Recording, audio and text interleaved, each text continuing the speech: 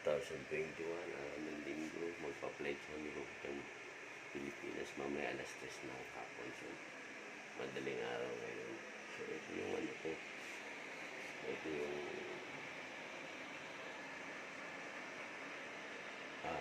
suite ko dito sa hotel. Yan. Tulog ako. Kasi hindi magulo. Tapos, yan. Bigla magbubukas ang ilaw. Sensor. So, ito yung ano. Ito yung CR. Yan. Tapos, yan. Pindot yan. Hugasan na yung ano mo. Yung puwet mo. Yan. Tapos yung aking bathtub. Tapos yan. Kompleto na. May sabon. May mga shampoo. Yan. Lotion. Ay, body soap. Yan. So, puyat pa ako. Kapag 2 oras lang ang tulog ko. Nakita ko lang. So, yan. Tapos, ang galing itong ano na to. Itong salamin na to. Push button. Push mo lang to. Ayan na. May ilaw na. Ayan. Tapos, meron akong maliit na rin. Walang laman. Ayan. Yung mga ayan. So, ito. Yung bagahe ko.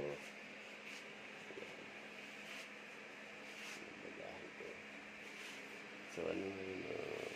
Hindi yung araw pa. Umaya pa 7:30 kainan. Kaya tutulog muna ako. Saan magising. Puyat na puyat ang yung vlogger si Sayang nasa Andes Biyahe Bogs. Sana may bahagi ko sa inyo. Ito ang aking hotel. Tulog ako.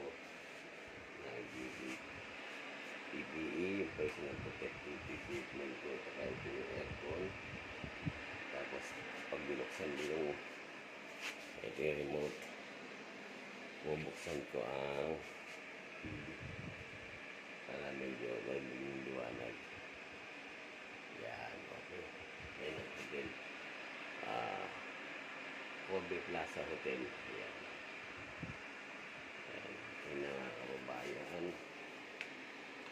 Tapos yun ang aking ano pa. Tapos ang ano rito, ang power supply. Kung binuksan, lagyan mo kan, susi, pinakasusi. Yan. Bumubukas na yung power yan ng ilaw. Sabitan ng damit, meron nilo ako. Yan.